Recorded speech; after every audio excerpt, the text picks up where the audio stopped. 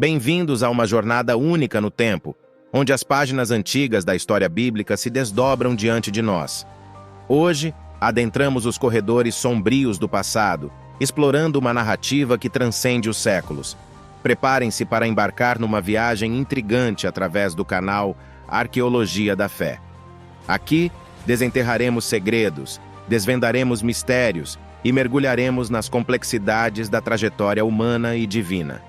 Então, agarrem seus assentos, abram suas mentes e se deixem envolver por esta experiência única. E claro, ao final desta jornada, convido a todos a se tornarem parte desta comunidade vibrante. Seja bem-vindo ao canal Arqueologia da Fé e não se esqueça de se inscrever para não perder nenhum capítulo desta incrível saga espiritual. O espetáculo está prestes a começar.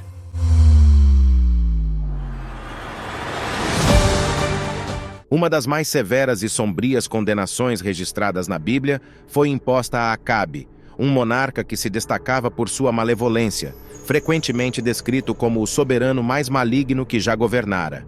Acabe, filho de Onri, realizou ações que desagradaram ao Senhor mais do que todos os seus predecessores.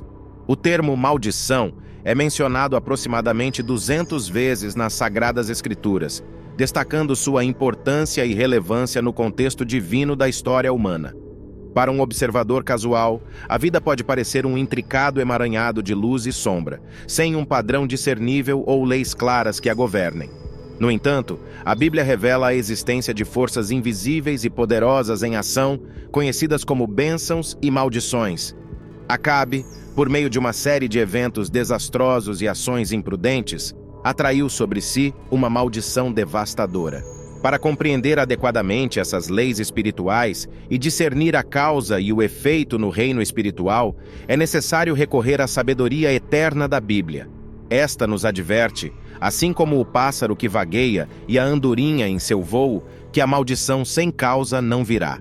Um evento crucial que precipitou a queda e a maldição de Acabe foi seu casamento com a malévola Jezabel, que nutria um profundo ódio pelos servos de Deus. Como se isso não bastasse, Acabe tomou Jezabel, filha de Etbaal, rei dos Sidônios, como esposa, e adorou Baal. A narrativa bíblica continua descrevendo como Acabe, influenciado por sua esposa malévola, ergueu um altar para Baal, provocando a ira divina. Esse ato de idolatria desafiou não apenas o Deus de Israel, mas também abriu as portas para as maldições entrarem em sua vida e reino. A maldição começou a se manifestar quando um homem inocente chamado Nabote, possuidor de uma vinha próxima ao palácio de inverno de Acabe em Jezreel, entrou em cena. Acabe desejava a vinha de Nabote para transformá-la em um jardim de ervas, mas Nabote se recusou a vendê-la ou trocar sua herança. A negativa de Nabote deixou Acabe profundamente abatido e ressentido. O rei, já carregando a desaprovação divina, entrou em sua casa com o espírito cheio de ressentimento e frustração. Nabote permaneceu firme em sua decisão, afirmando: "Longe de mim tal coisa, que seja a herança de meus pais."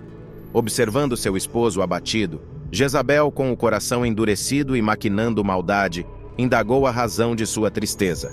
Ao tomar conhecimento da vinha de Nabote, ela elaborou um plano nefasto para adquiri-la, utilizando o nome e a autoridade de Acabe para orquestrar a injusta morte de Nabote. Jezabel escreveu cartas em nome de Acabe, seladas com seu selo real, e as enviou aos anciãos e nobres de Jezreel. As cartas instruíam que proclamassem um jejum e acusassem falsamente Nabote de blasfêmia contra Deus e o rei, resultando em sua execução por apedrejamento. Os homens da cidade, cedendo à manipulação de Jezabel, executaram o plano maligno, proclamando um jejum e colocando Nabote em uma posição proeminente para ser falsamente acusado e condenado à morte. Nabote foi apedrejado, e sua vinha caiu nas mãos de Acabe, mas a um custo terrível. 2 homens sem princípios e sem valor testemunharam falsamente contra ele perante o povo, acusando-o de blasfêmia contra Deus e o rei. Nabote foi retirado da cidade e apedrejado até a morte. Quando a notícia chegou a Jezabel, ela não perdeu tempo e instruiu Acabe a tomar posse da vinha desejada.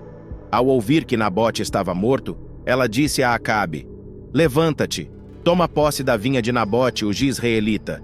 que recusou vender-te a herança porque Nabote já não está vivo, mas morto. Sabendo que Nabote estava morto, Acabe se levantou para tomar posse da vinha.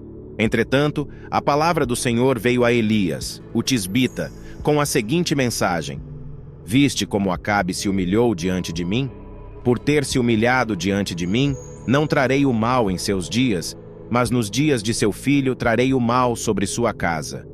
Deus reconheceu a iniciativa, a oração e o arrependimento humilde de Acabe, que são poderosos aos olhos divinos. Se Acabe não tivesse se humilhado, o juízo teria ocorrido em seus dias.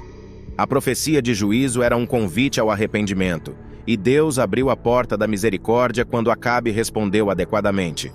No entanto, não temos registro da humildade ou do arrependimento de Jezabel. Portanto, podemos supor que o juízo de Deus sobre ela seria preciso e irrevogável.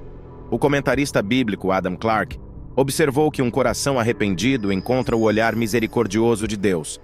O arrependimento é altamente valorizado pelo Pai compassivo, mesmo quando é superficial e efêmero. Isso revela o caráter da misericórdia de Deus concedida mesmo àqueles que não a merecem. Apesar de ser um grande pecador, Acabe obteve grande misericórdia nesta vida por meio de seu arrependimento humilde. O primeiro a ser morto foi o próprio Acabe. Deus usou os falsos profetas de Acabe para atraí-lo à batalha em Ramote de Gileade, onde foi atingido por uma flecha e sangrou até a morte em sua carruagem. Acabe convenceu Josafate, rei de Judá, a lutar ao seu lado para recuperar Ramote de Gileade dos sírios. Quando Josafate visitou Acabe, sabiamente insistiu em buscar a vontade de Deus na situação. Em resposta, Acabe reuniu 400 falsos profetas que lhe asseguraram a vitória, como registrado em 1 Reis capítulo 22, versículo 6.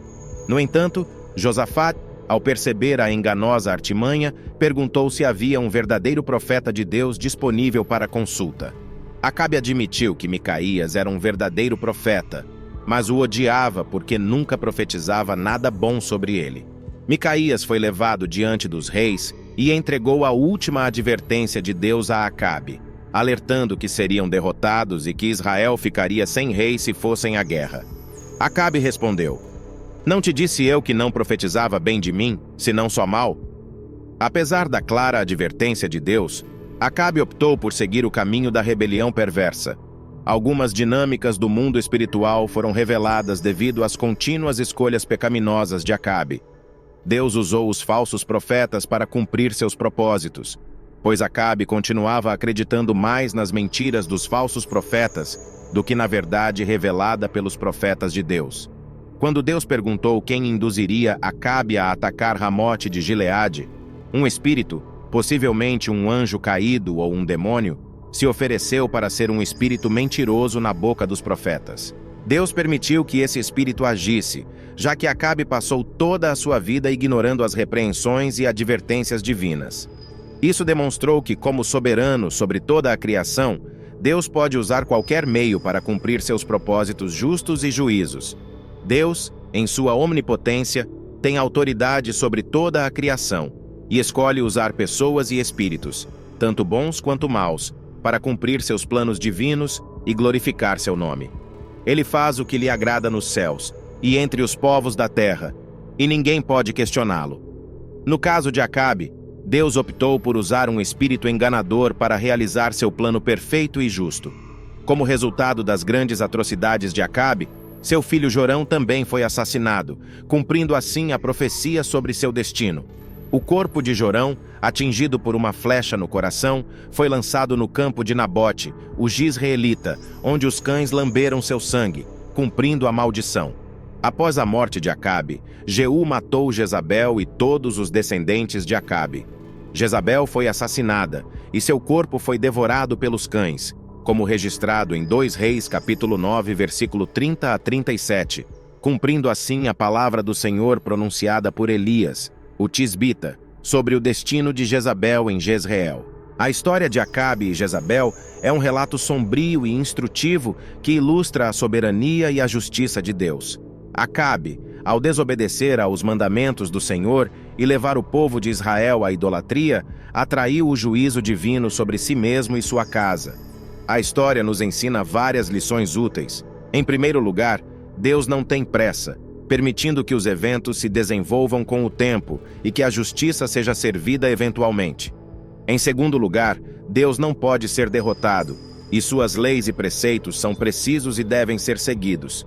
Em terceiro lugar, embora às vezes pareça que as pessoas malvadas escapam impunes, Deus vê todas as injustiças. Em quarto lugar, Deus lida com o mal e a desobediência, e todo o mal será tratado eventualmente por Deus, mesmo que não seja da maneira que entendemos ou aprovamos.